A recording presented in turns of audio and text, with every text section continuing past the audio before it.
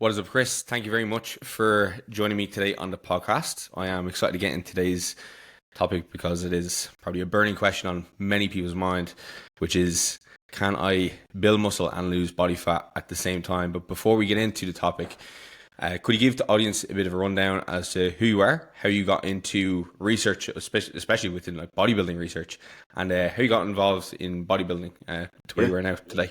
yeah, for sure, man. Thanks for having me on, Shane. So essentially, I started competing as a teen back in 2011, and the year before that, I didn't even know that natural bodybuilding was a whole other, sector, and that there were other organizations that I had an opportunity to do that in. So when I used to think of bodybuilding, I would just think of Flex magazine and 240 plus pound, mass monsters like a Jay Cutler or Kai Green and stuff like that. So um, my first year of college, one of my classmates and now like lifetime friend of mine was doing a show. I went to the natural bodybuilding show to support him, and then I was like, oh man, I got to give this a shot because I was looking for a competitive outlet, and I loved living a bodybuilding lifestyle. I was training, I was eating like a bodybuilder, but it was kind of like, why am I doing this sort of thing?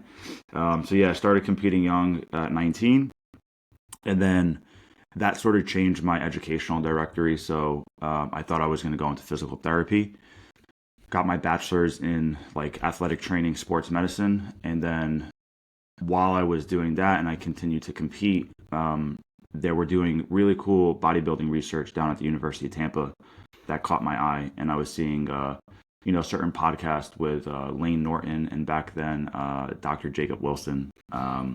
And they were doing some stuff out at UT and Tampa-based area. So I started looking at that program, eventually came down here, and then thankfully the faculty had a very big switch, and I got to learn under Dr. Eduardo de Souza. So I started researching back in 2016 at UT, and I had a little bit of undergrad experience at Stony Brook University with research, but not bodybuilding specific stuff, right? So yeah, it was just a beautiful setting for us to investigate basically how resistance training impacts strength adaptations, body composition, and over time, we were able to develop projects that each individual was more and more interested in and wasn't this very broad thing. So yeah, I've been doing that since 2016 now, and I teach there part-time as an adjunct, and I'm still in the lab and still able to collaborate in different research projects. So it's been a blessing, man. Yeah, you mentioned Eduardo de Souza. He's somebody I'd love to get on the podcast because Oh I've been yeah, listening to other podcasts he's been on, and of course, he's been a little bit more active on social media as of yeah, late, yeah, and I love the kind of way he kind of breaks down research and kind of talks about it from I guess, a place of humility, yeah, because that's what the kind of scientific mindset is all about, right? It's reporting the information that's presented in the data, but understanding the limitations to what we know too. for Um, sure.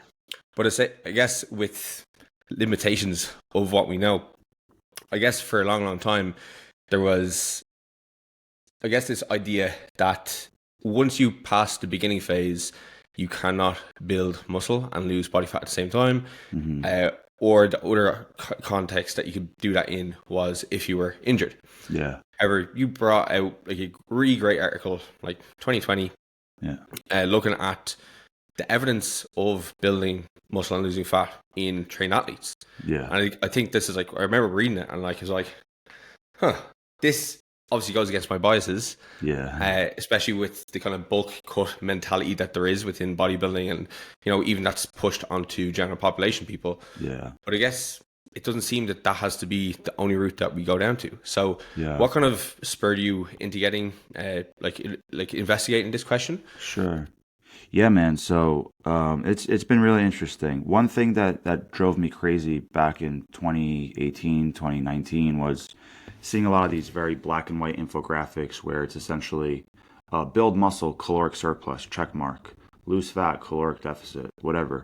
And I was like, well, you don't necessarily need to be in a surplus to build muscle, and we don't even really know if a surplus maximizes growth or not.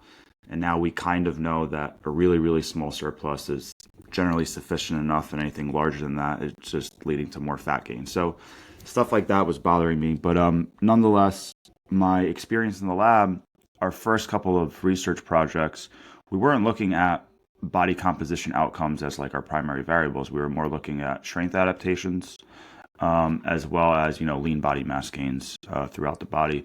And what I saw was, I believe the first project that I was on, maybe we had the 17 subjects, and I believe like 7 of them recomped, right? So when we looked at group averages, there wasn't a recomp effect in that particular study.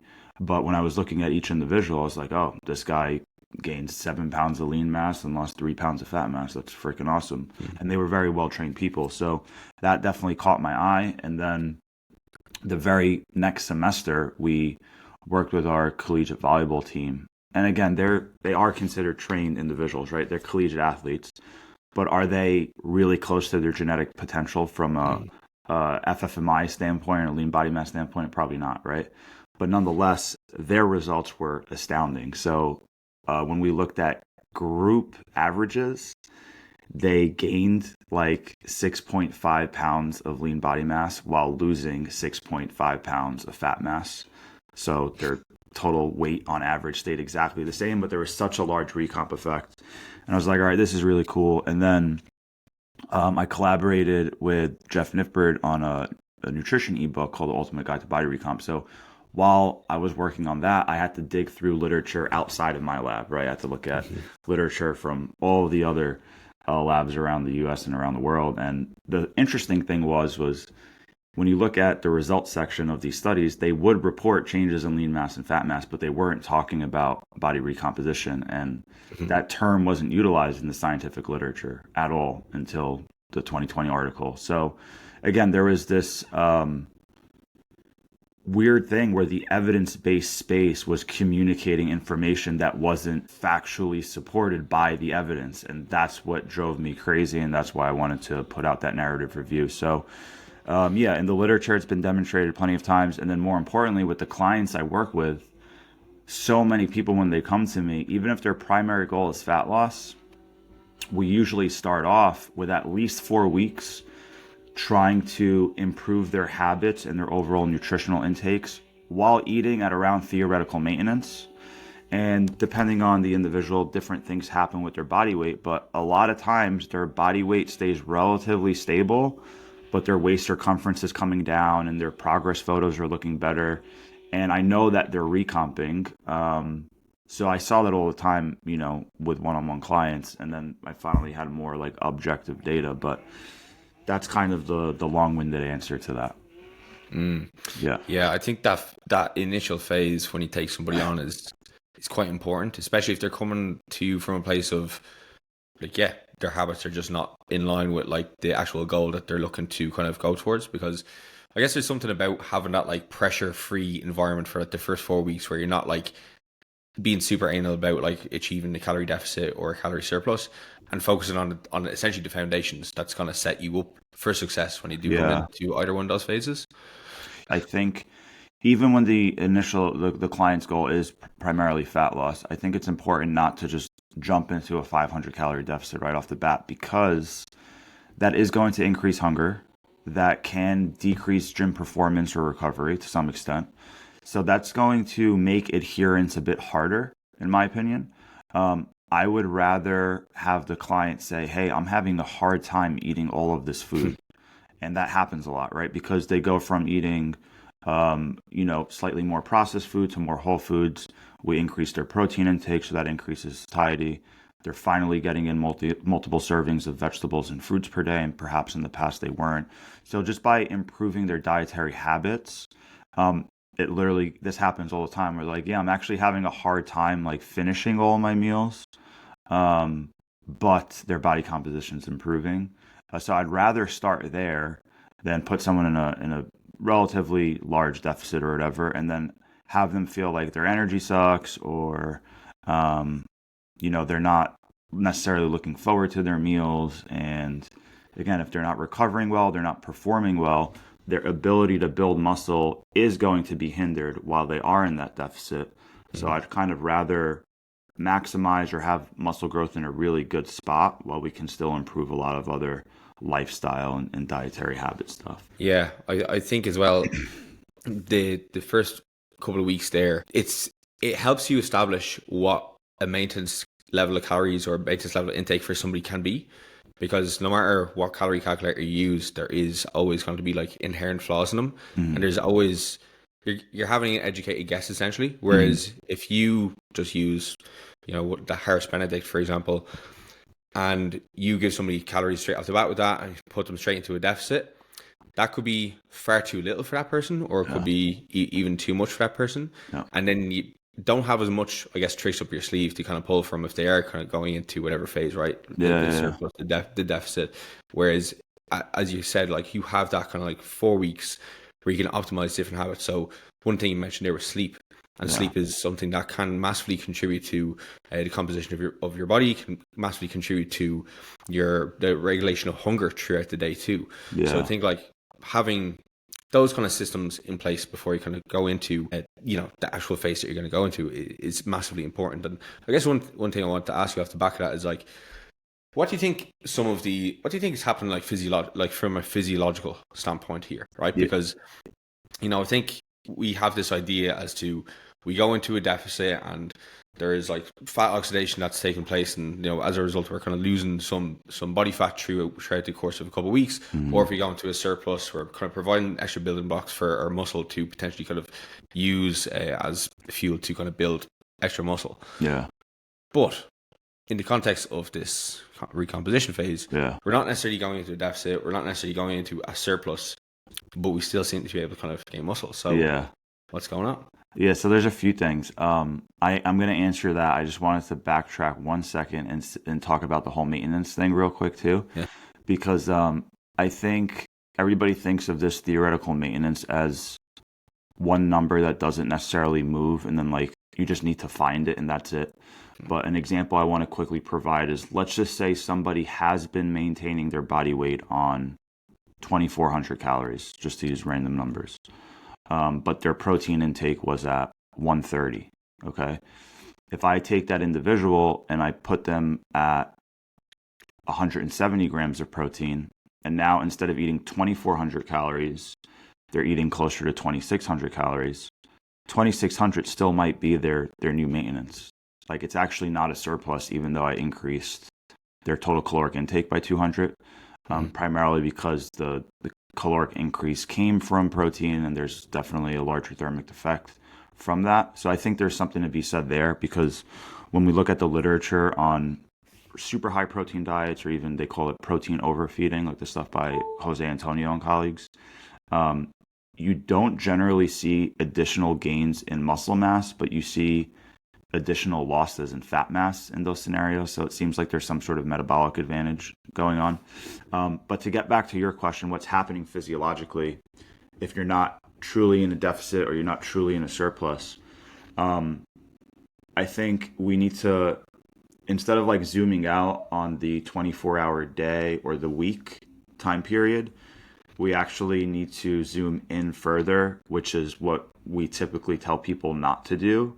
But if you look at like the areas under the curve in terms of when you're like in this net anabolic, well-fed state, and then you dip into some sort of catabolic environment, 2.5 hours post-meal, first thing in the morning, whatever it may be, you're still having anabolic and catabolic processes happening throughout the day.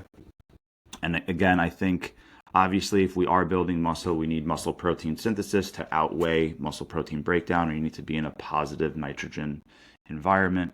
And then from the fat loss side of things, it is a little bit more complicated. But again, like you still have periods throughout the day where you are in this catabolic environment. So maybe you're pulling from fat stores during that time period if fat is the preferred energy resource. So again, if we're not talking about periods when we're exercising, or we're doing super low intensity stuff that's not really glycolytic in nature, maybe we are pulling from those fat stores during that time period. And then when we are in this anabolic environment, a lot of that energy may be going to protein synthesis and other processes, and not necessarily restoring muscle glycogen or restoring adipocytes with fat. So that's just where my mind goes. There's no like concrete evidence there, you know what I mean? But it's a good question. Why are we observing what we're observing, and how? And I think that's part of it.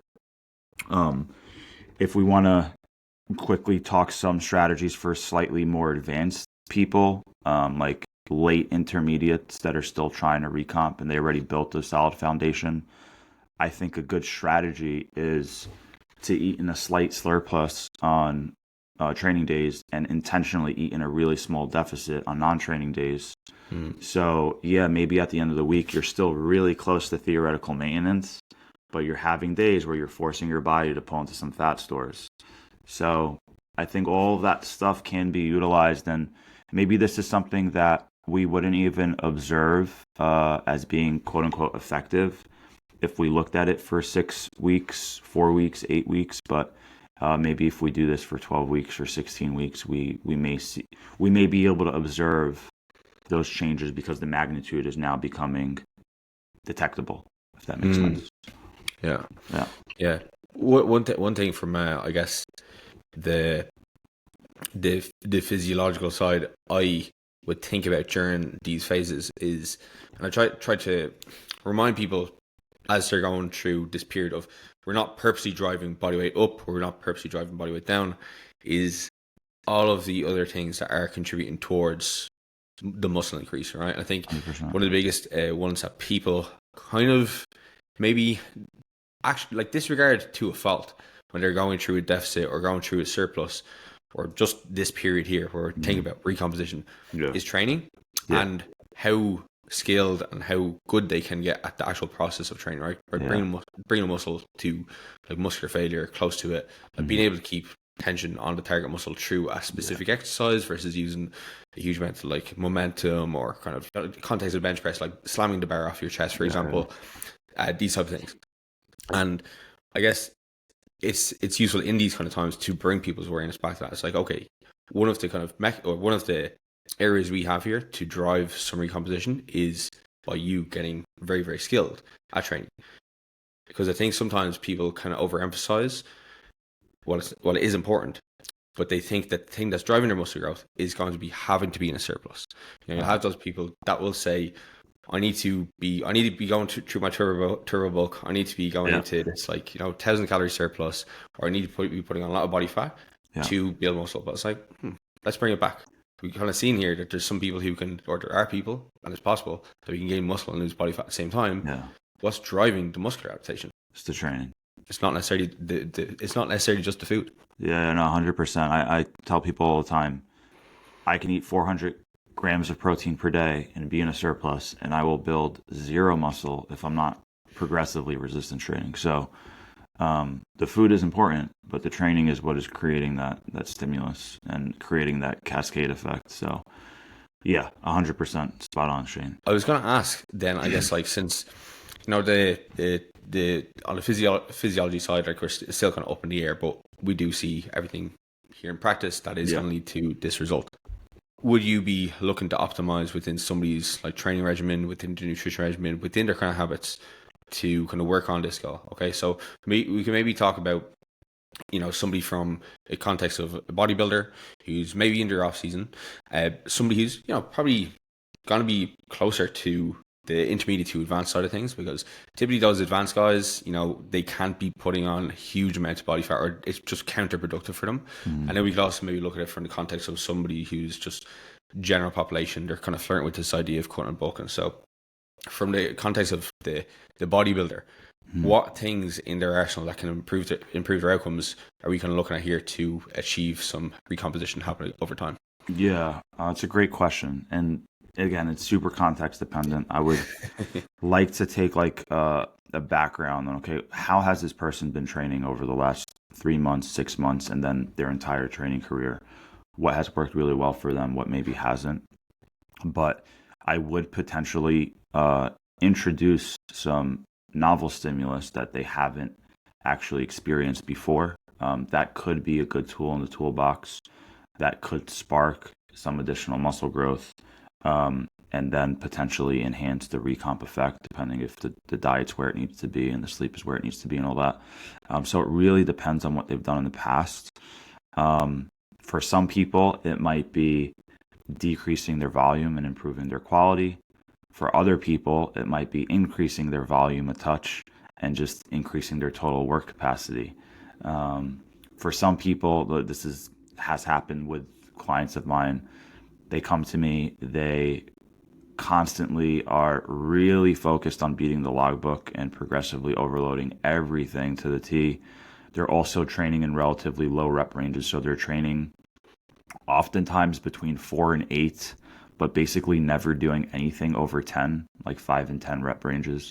And then I just switched their training up, not too crazy, but I really have a lot more work being in the 8 to 15 rep range, and then some work in the 15 to 25 rep range if we're talking about lower body stuff. And they get a crazy positive response from that. So I would have to look at their training and say, okay, what do you always do, and what do you stray away from? And then let's potentially sprinkle in what you've been straying away from, and see if that can kind of spark some positive change. Does that make sense? Yeah, I remember.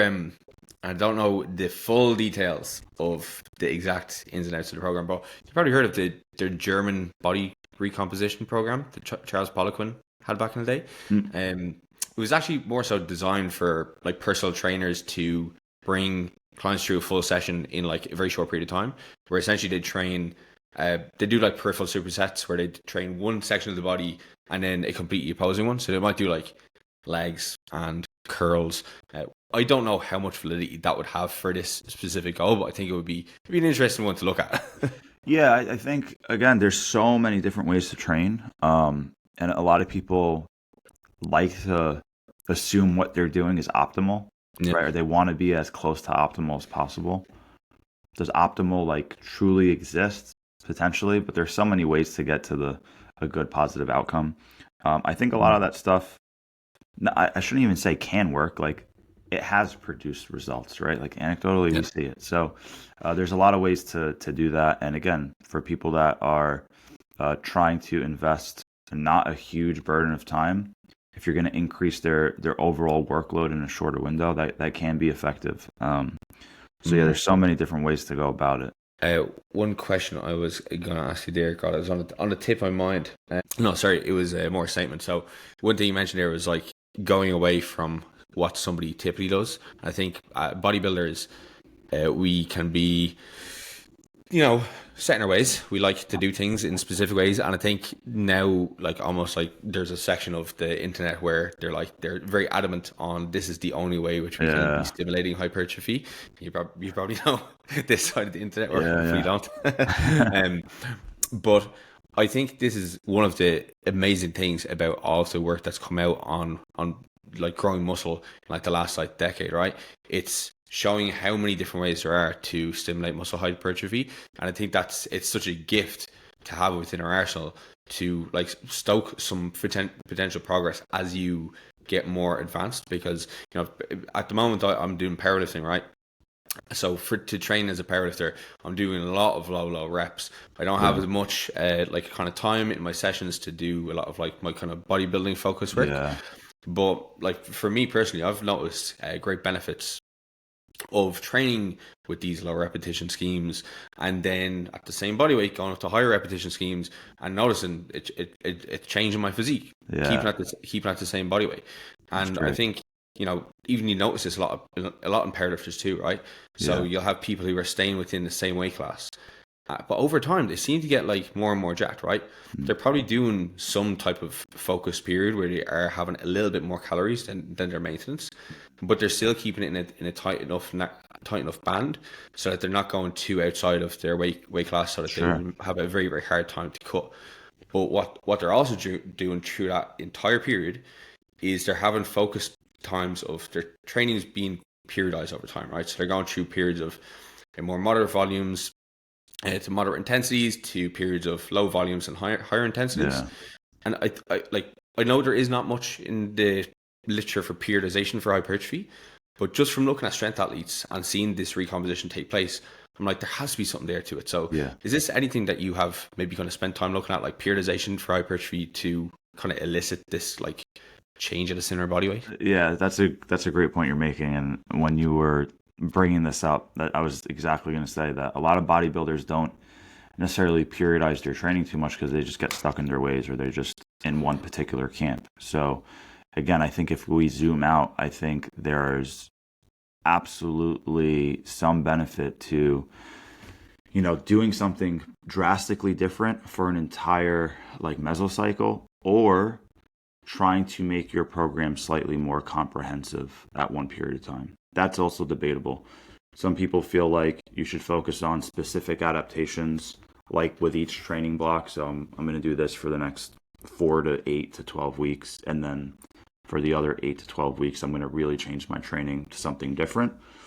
Or you can kind of have periodization built in throughout your block. So many ways to go about it, but I do think there are some benefits there. And again, if you're obviously getting stronger in the lower rep ranges, then cool, you should be able to progressively overload those moderate to higher rep ranges a little bit better. If you're improving your strength endurance in the much higher rep ranges, let's say 12 to 20, when you're doing, your 6 to 10 rep work, you should never be reaching failure because of some sort of like cardiovascular issue. It's going to be more so the true muscular failure. So there is some sort of crossover and transfer of benefits when you are cycling through both. So again, I think people do need to ask themselves, what am I doing now? What's potentially missing? What have I been doing for the last 3 months, 6 months, 1 year? And what have I neglected? And just potentially consider getting to experience something novel that they've been neglecting, and maybe put their ego to the side a bit and say, hey, I'm going to try this. I'm going to incorporate this, whether it's sprinkled in, or you kind of dive fully in and commit like a full block to a different style of training. I think it's worth it. Yeah. Like there's a lot of merit to the approach of sticking with approaches for long periods of time, right? Yeah. It's just a case of it all has a shelf life, right? You're gonna reach a point of diminishing returns eventually with like a repetition scheme that you're using, where you're gonna be banging your head off the wall for 3-4 weeks and you haven't like made any progressions to reps, or you haven't made any progressions to load. Yeah. You're doing everything right. You could be like managing your fatigue, you could be managing nutrition, but at a certain point it's like, okay, something needs to change. You could, in that context, just change the exercise and just change the kind of goalpost. Or you could keep the exercise familiar and just adjust the intensity that way. And as you said, like there's going to be different benefits there. Like one of the big ones you kind of point out was like the cardiovascular benefits you get from like doing some of the higher repetition schemes. Yeah. Even that potentially improving your post set recovery for like for the lower rep schemes, right? Yeah. Yeah, so many benefits there. One of my favorite voices in the space is Dr. Scott Stevenson, and something he's put his clients through is he'll kind of put them through a block of fortitude training, and then he'll do like dog crap training, like Dante's training, and then he'll do like John Meadows' mountain dog training, and then go back to fortitude style. So, there can be some similarities between them, and then there's some drastically different things between those programming styles, and then cycling through that with an athlete seems to kind of minimize that whole plateau period where it feels like you're scratching for the smallest bit of progress and you're doing everything possible. You're still really not moving that needle too much. So yeah, I think there's some merit there for sure. Even to the effort side of the equation on that, right? Because like although pro fortitude, dog crap, mountain dog training, like it's all tough. Yeah. So I can imagine, even from a psychological point of view, if you're like every single day you had to go in and you're doing either a Widowmaker, or like every week you're doing Widowmakers, or you're doing like what are they called, what's the muscle rounds? That's one, right?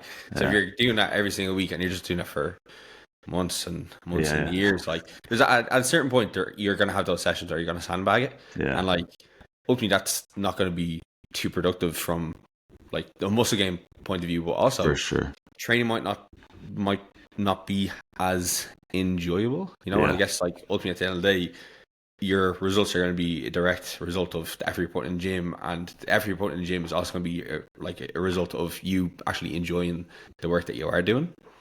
For sure, man. From the nutritional point of view, right? So I think the training, I think we've kind of covered there, right? But from a nutritional point of view, what kind of factors or what variables would we really be looking to optimize first and foremost if we're looking to achieve body recomposition? Because I think this is where we could really kind of make some ground. Yeah, for sure. So, okay, the way you want to set this up is going to be context dependent, of course, but we'll start with just talking about theoretical maintenance.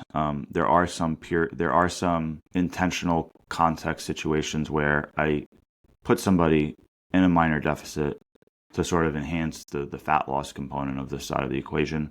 Or if somebody is like a beginner, I actually put them in a surplus and I still expect a recomp effect because they can gain more lean body mass than they do fat mass. And then their body fat percent just continues to go down and they just look drastically different. So, depending on who we're talking about, the caloric intake is going to vary, but everything else is going to look pretty similar outside of that. So, I always start after calories are determined, I always start with protein. And I've always been I've been an advocate of higher protein diets for a long time now. So the numbers I generally use are 1.2 to 1.5 grams of protein per pound of lean body mass. Are most people here listening, you think using pounds or kilograms? Probably kilos, but I Okay. guess that would probably translate to 2.2 to 2.5 or so. Uh, 2.2 yeah, grams to even a 2.5. little more than that. Okay. Yeah, per pound of lean body mass. Nonetheless, so I start with protein. Once that's determined, oh, that can also fluctuate on a sliding scale. So if you are a leaner individual at baseline, I'm going to have your protein on the higher end of that scale. If you are carrying more body fat at baseline, your protein can potentially be on the lower end of that scale. And then the second thing I like to determine is fat intake. Fat intake, obviously, that's going to be your second essential macronutrient. It typically ranges as low as 20% of total calories and usually never much higher than 35, 37-ish percent of their total calories. And that's going to be set based on the client's preferences as well as their normal daily activity levels. So if somebody is fairly sedentary, if they work a 9 to 5 where they're seated at their desk all day, their step count's low, they're not doing anything physically demanding, and like the only physical activity they do is the 90 minutes in the gym or the 60 minutes or the 2 hours in the gym, and they're heavier set off the bat, their fat intake is probably going to be higher because then their carbohydrate intake is automatically going to be lower because of that, because the rest of the calories are being filled with carbohydrate. On the other side of the spectrum, once protein is determined and you have a leaner individual or a more active individual, fat intake might be on the lower end of the spectrum of that 20 to 35% range. And then the rest of the calories get filled with carbohydrates. So they're consuming more carbs per day. That's like the general basic setup of the diet. And then meal frequency, if you're trying to, again, recomposition is a goal, I would say between 4 and 6 meals is quote unquote optimal. I would say you can still definitely make this happen with 3 meals. I would say anything less than 3 meals is just not practically ideal, in my opinion.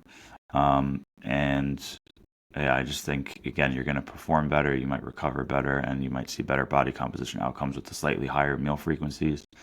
And that's like the basic staples. And then always ensuring that clients are getting a minimum of 2 servings of fruit per day, a minimum of 3 servings of veggies per day, and sort of ticking off those boxes. That's like the foundation of the nutrition setup right there. From the food frequency side of the equation, I guess, with fasting being so popular right now, right? And I guess people typically fall into the category of they want to build muscle, lose fat at the same time, as well as they want to fast And they and want to be cold taking, plunge and they want to yeah, hot yeah, yeah, sauna and the whole nine. athletic greens, all that kind of stuff. Yeah.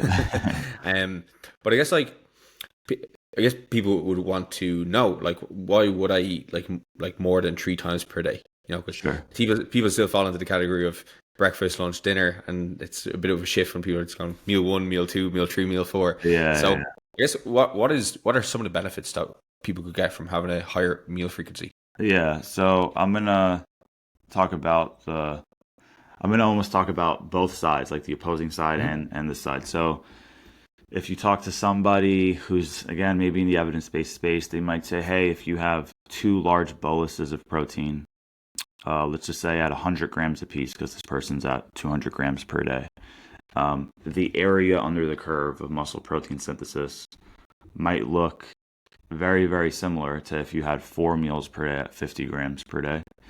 There might be some truth to that, but it's still not fully understood. But from a recovery standpoint, I think if you're maximizing the protein synthetic response more times per day than less, there's probably a benefit there. So, for example, even though the most recent study was 0 grams, 25 grams, and 100 grams, I would hypothesize that if they compared like 60 grams to 100 grams, it would probably be equivocal, like the 60 grams and the 100 grams. Obviously, there was a big difference between 25 and 100.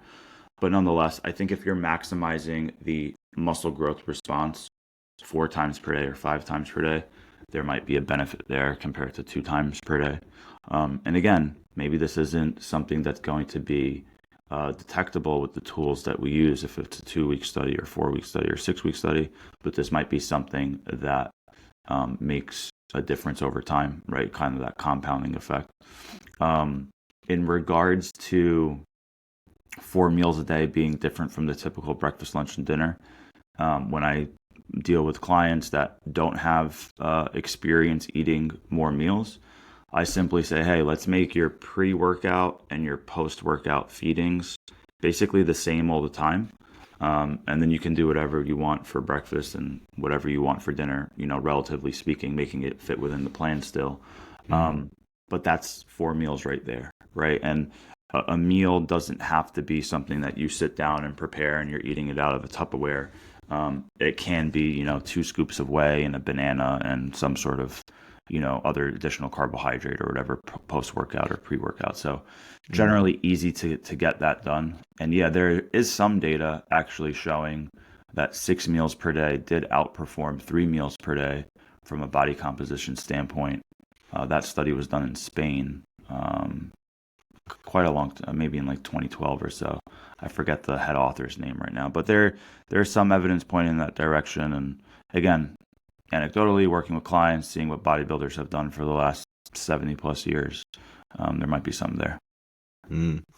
One thing I'd also be thinking about there is like with the protein recommendation he gave, that would be, I'm going to think in kilos. You said it 1.2 to 1.4 grams per pound, right, of lean body mass.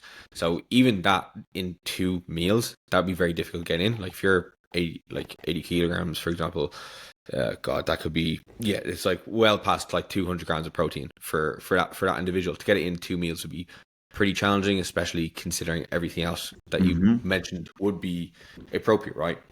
Serving the fruit and vegetables, timing your carbohydrates during your meals, all these kind of things are going to definitely play into your ability to get in that food. So first of all, adherence is going to be impacted. And then even from a digestive standpoint, splitting maybe that protein bolus into multiple meals is probably going to be a little bit easier to finish and digest, especially with everything else within the actual diet too. So I'd be a kind of a pusher of the higher meal frequencies just from that point of view. And I think a lot of people, when they do go from either the person who is maybe having a very small meal, then a very large meal in the evening time, or even just having the classic spread of small breakfast, medium-sized lunch, large dinner, to having a bit more kind of an even spread of these meals across the day. And, as you mentioned with the pre-post workout meal, it doesn't have to be anything large. 100%. They typically have like better hunger management, and typically they're better fueled for the training session, right? Like what you have directly before your training session is maybe not necessarily the thing that's giving you the direct energy, maybe like the meal that's coming beforehand. So I think like just that little bit of shift in nutrition can definitely help with this like recomposition benefit, because even in the context of pre-workout, you have more meals in you, you're more fed, you have more energy, you're able to put in more effort into your sessions, and just the direct benefit of pushing harder in the gym can like relate to greater increase in mechanical tension and change over time. For sure, man.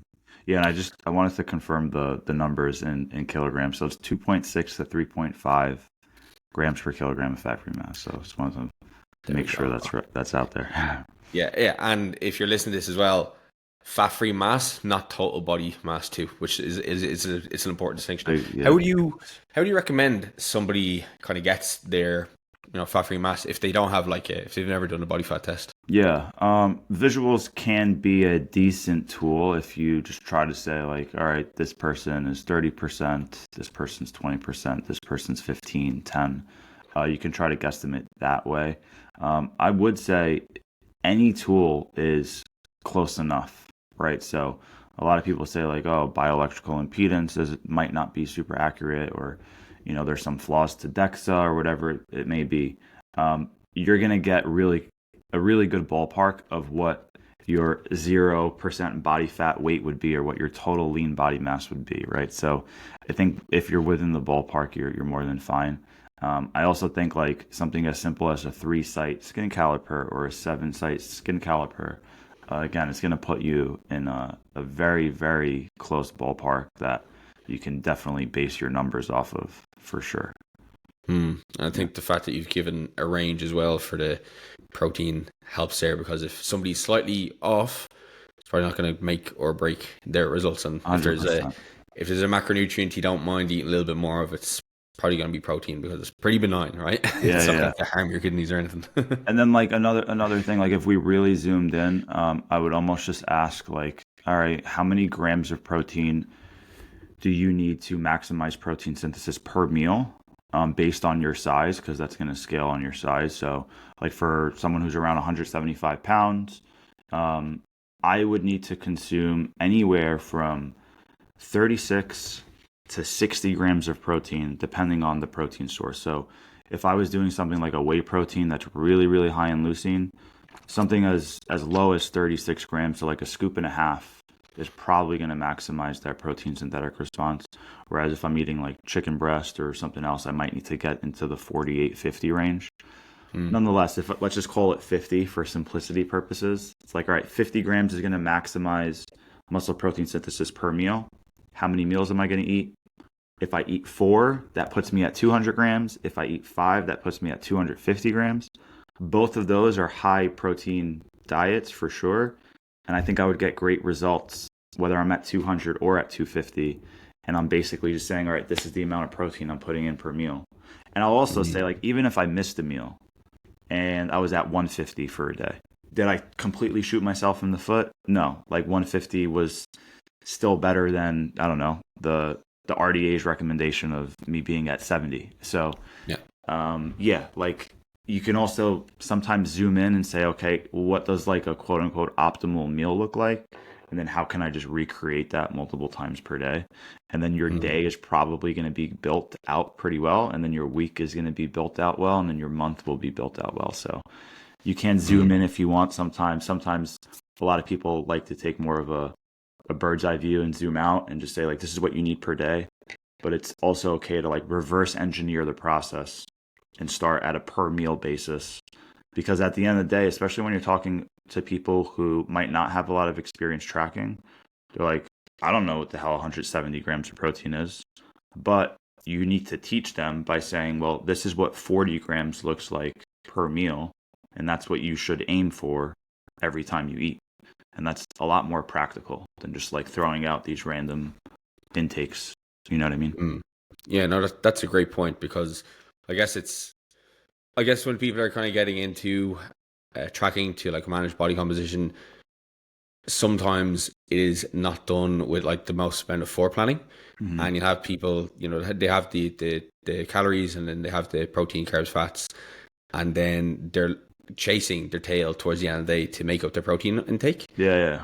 And I guess like that comes down to communication too, right? Because I guess from a carb and fat standpoint, you can be a little bit more fluid with when you get your carbohydrates, fats in across the day. Of course, it's maybe going to be a bit more kind of benefit to have carbohydrates during training. Protein is like one of those macronutrients which we don't really store, right? So it has like a need for us to be getting in like on a daily basis, right?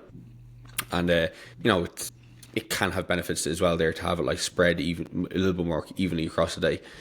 But when people are new to having it within their diet and they're not aware of protein sources, they get to there towards the end of the day and they're like, oh God, I'm 100 grams off my protein intake. And while you could have a fairly hefty protein shake, it's probably not the best thing to be doing long term, right? It's a lot easier and a more benefit to, like, again, have it evenly dosed. For sure. From a supplementation point of view, right? Because I guess people don't care about like all the basic stuff. People people Yeah. want the magic bullet. Is there anything that we could be taking from a supplementation point of view that would actually enhance like this part of the process? Yeah, I actually think there are a few things that people can do. Any sort of supplement that increases your, you know, metabolic rate to some extent, can be beneficial. So, like, literally having a cup of green tea every single day, first thing in the morning, could be a good habit to develop that has some sort of physiological benefit to the adaptation you're looking for, or the body recomp outcome you're looking for. Obviously, any sort of, you know, caffeine or coffee is going to, again, increase your metabolic rate to some extent, increase fat oxidation to some extent. Again, are these going to take you from being not lean to shredded? Absolutely not. But are they giving you maybe half percentage points over time? I think that's there. And I actually think the data supports that. But for some people, they don't like pointing it out, or they just want to pretend it's not there. And obviously, we spoke about protein. If you can't get it into your diet, supplementation goes a long, long way. It makes it way easier to get protein in your diet. And it's actually generally pretty cost effective way to get in high quality amino acids. That's an option. There's way less evidence on things like yohimbine. I don't know why we aren't researching this more. Some of the data is from like 2002 and 2007. It's like, I don't know why there hasn't been more investigations on that, but there's some evidence, you know, supporting its use in very specific scenarios. For example, being fasted can be potentially beneficial. I know HMB gets a lot of hate in some ways, but if you're looking at the evidence in an objective manner, in my opinion, I think it can be potentially beneficial for recomposition as well, or at least maybe give you a little bit of some buffer room, or it might mitigate lean body mass losses while you're in a deficit. So I think there's something there. And then obviously creatine. That isn't going to actually increase protein accretion within the muscle directly. It's going to increase muscle volume by enhancing intracellular water primarily. But that can improve your performance. That can help you either build muscle over time or help you retain your muscle while you're cutting. So that's the obvious thing. One thing I do differently with creatine, which some of my evidence folks, colleagues might not agree with by any means, is I generally suggest around 10 grams of creatine monohydrate for my males. And yeah, you know, I stay around that 5 grams for females, 5 to 7-ish grams. But that's a whole other conversation. I won't dive deep into it now. But yeah, a slightly higher creatine recommendation than what is, you know, generally recommended out on the interwebs and the social medias. Yeah, I guess the 5 grams is like the number that's just thrown around everywhere. And I remember a client asked me one day, because like, you know, we have like these dose dependent recommendations for everything else, and then they're like, how come we don't have dose dependent like kind of recommendation for creatine? It's like, it's actually a good question. And then you look into it a little bit more, and a lot of like research on it is like looking at like 1 gram per like every 10 kilos or something like that. And you know, if there's benefit to do so, why not? Because it doesn't really seem like there's like much like kind of drawback other than maybe people having some stomach upset if they are going through loading phases or anything like that.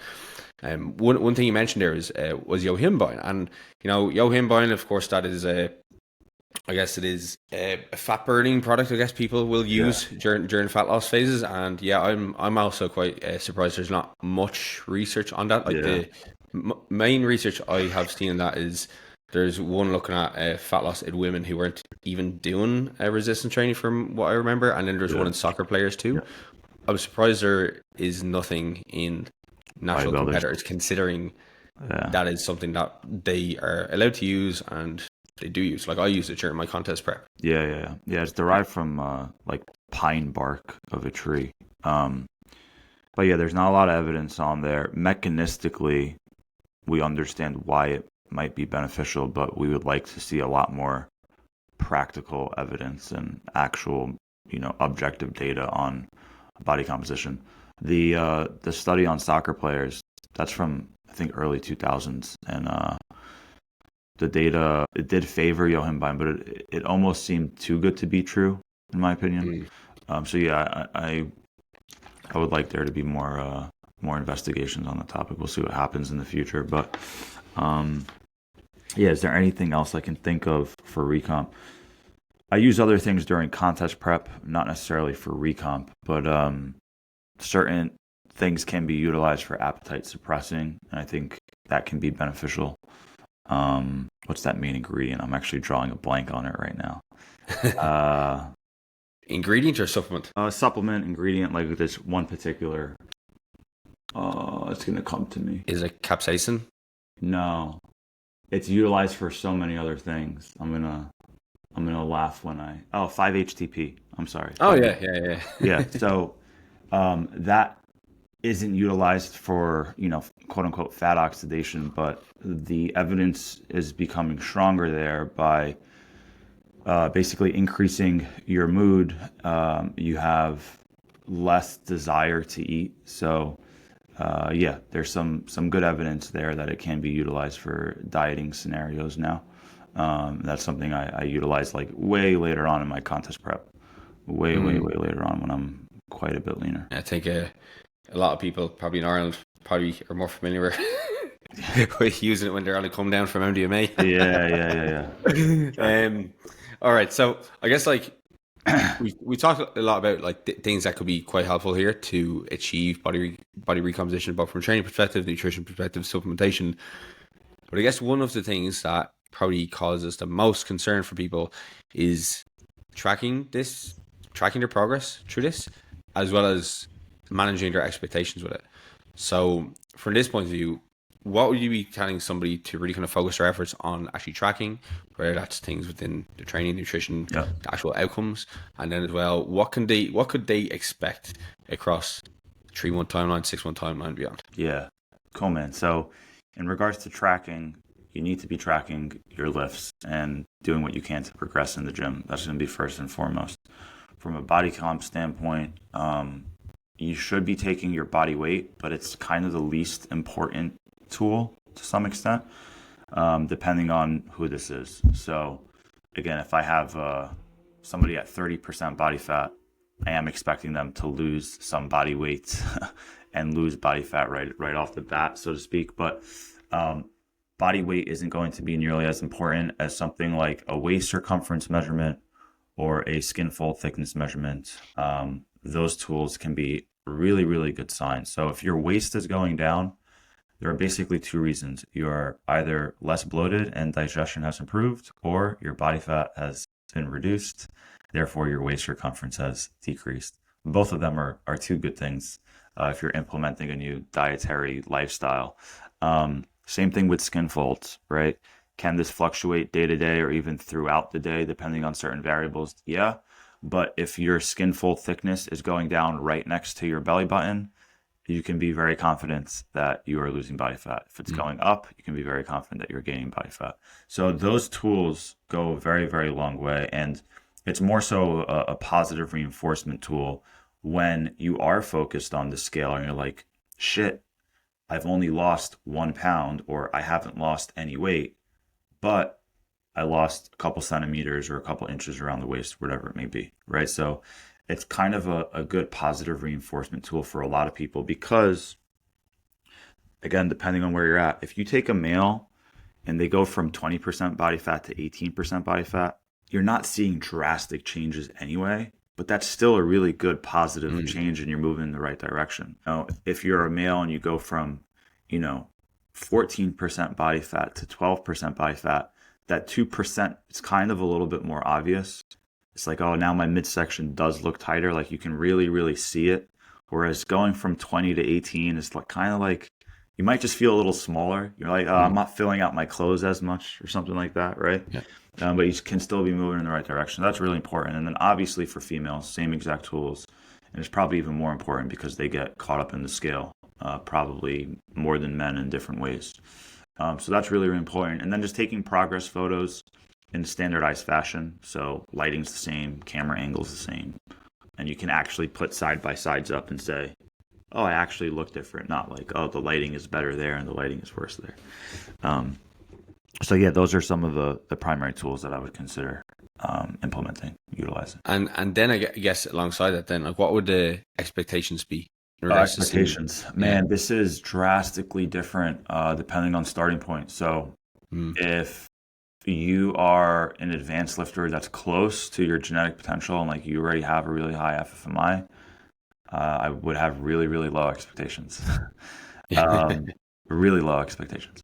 If you are an intermediate that hasn't been optimizing their nutritional variables, but you already built a good foundation of muscle because you have been training for 4 years, 5 years, 6 years, and you already built, like you already gained your initial 15 to 20 pounds of lean body mass. Do you know what I mean?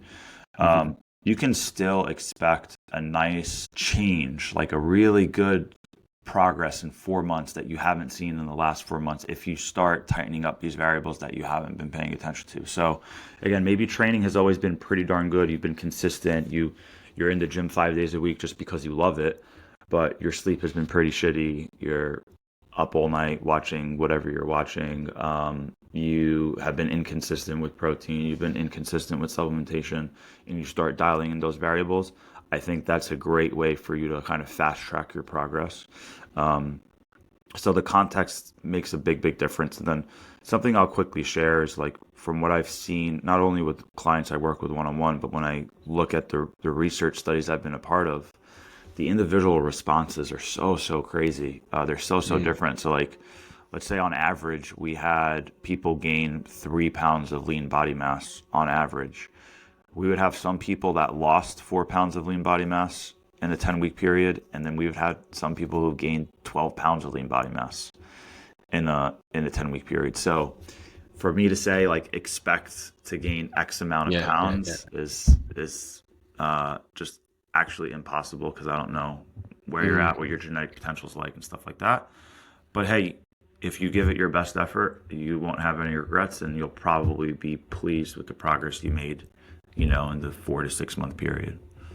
Yeah, I think kind of coming back to one of the things we talked about at the very, very start of the podcast in regards to like that foundational phase and with the habits, the like you can have that like that initial spurt of like gaining the first 15 to 20 pounds, but then you can have another acceleration later on in your training career, even though you might be an intermediate, just because you become more of a professional at like those habits and behaviors that typically lead to kind of better change over time. And that's not necessarily something that you are going to achieve like straight at the gate. Like most people, it's going to take them a long time before they even find a reason to knuckle down habits. Like fruits and vegetables is a very common one, Yeah. but I do believe that there is a benefit to having more micronutrients available within your body, right? And Yeah. how that is going to relate to your body composition, like improving over time relative to if you had the same level of calories, but you're having like mostly processed foods and very little bit like micronutrients, right? Yeah, I totally So I agree. think just by looking to kind of see this as like a long term pursuit, Yeah. as we should, if it's Yeah. improving body composition over the long haul, and then just like again tweaking or refining these habits, behaviors, uh, can ultimately lead to that change. And I guess as you said, well, like with the variability of response, right? It's always a tough one, and it's the question I hate what that I get personally from clients is like, how much progress do you think I should be making this in this last like 2 3 months? And it's hard to know if it's like they are just not responding as well to the protocol, if it Yeah. is the protocol itself, or if that's just like what their progression is going to be like. And I guess Yeah. like trying to find wins along the process there that they're not related to just the outcomes Yeah. is kind of the challenging part. But I do think like looking at your progress over longer periods of time versus zooming in too close, like on a week to week basis, Yeah. generally will help people kind of stay the course and ultimately achieve the gains that we're looking to over long term. Yeah, for sure. I think it's important to note too. So, like, if you take two people with the same exact training experience level, they've been doing it for the same period of time, or two newbies that don't have any training experience, and everything is optimized, right? Like, let's just say that this is a unrealistic scenario where every single variable is optimized for 8 weeks. Person A and person B are going to progress at completely different rates just because of their genetic potential differences. And then it's also important to understand that everyone kind of has these seasons in life where they're going to have like a growth spurt and really good training progress. And then they're going to have periods of their life, even though they're staying consistent with their training, that just seems like they're, quote unquote plateaued, or they're really not making much progress. And I think that's just a normal part of this lifting game and part of this journey. I think there's just going to be cycles to it, and those growth spurts are very, very real. And then there's the periods of not really making much progress at all is also very real, even though it seems like you're, doing everything you need to be doing. So it's just part of the game. Yeah, it's the sad reality of it, but it's also the beautiful part of it too, right? It's You get the wins. The wins, like you get them after those periods of time. Where you're just like banging your head against the wall, hoping you would be making more progress. But again, it's like the visual of the person who's like in like a diamond mine, and like they're like 1 inch away from like getting all the diamonds. And then the other person just turns away, right? Chris, thank you very much for your time. I think a lot of people are going to get some great value out of this. I guess I wanted just a kind of final question I wanted to ask was, is there anything that you are excited to see come out of like the bodybuilding research space in like the next couple of like months, or is there anything exciting you're working on? Things we're working on, yeah, for sure. I'm part of this cool meta-analysis right now with Dr. Brandon Roberts being the head investigator there. It's been a new experience for me.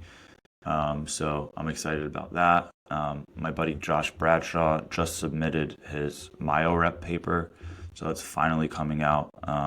Project that we worked on a couple years back at UT in terms of the data collection. Publications coming soon. So there's a lot of stuff on the back end I'm excited about. In terms of like the research landscape as a whole, nothing in particular, to be honest with you. There's a lot of times I'm just kind of frustrated with the industry, the fitness industry, as well as like the research space, if I'm being totally honest. So I'm just going to be working on projects that do excite me, and then everything else that happens, and I'll observe it, take it in, see what's good, see what's bad, and kind of keep it moving. But yeah, I'm excited for the future for a lot of things, personally, professionally, and just kind of putting out good vibes and hoping everyone the best that's tuning in and listening. And yeah, thank you guys for listening. Thanks for having me on, Shane. I appreciate it. No problem. Yeah. Do you want to just let people know where they can find you, and then I will link everything in the description for sure. So you can find me on Instagram, just my full name at Christopher.Barakat. And I'm currently going through a rebrand, so I don't know when this is going to drop, but you guys next week. All right. Yeah. So for now, you guys can go to schoolofgains.com. That's still spelled, Gains is spelled with a Z. And you can find, anything related to my work on there. And if you have any questions, feel free to, shoot me a DM or leave a comment on the post that Shane drops over here for this episode. I'll be happy to answer any questions for you guys. And thanks so much for having me on, Shane. It's a pleasure chatting with you. No problem. Yeah, thank you very much for listening at home. As always, if you have been enjoying the episode, make sure to give me a rating and review on a podcast platform you're listening on. Go over, follow all of Chris's stuff, and we will catch you in the next one.